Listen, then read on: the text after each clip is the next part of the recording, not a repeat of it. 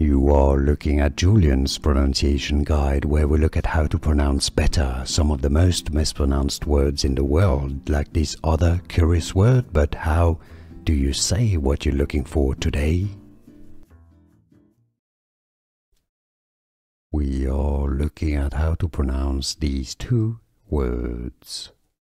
The top one here is the verb. The bottom one is the noun.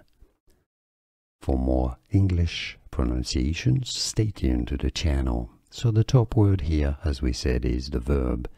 Define, de, a short de sound. Fine, 2 syllables, with a stress on the second one. Define. The bottom word is the noun, the corresponding noun. Definition,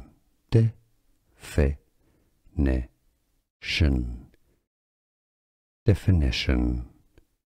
Overall, let's recap. Define and definition. And now you know. Like this video if you found it useful. Appreciate the support. Thanks for that. More videos for you here to learn more correct pronunciations.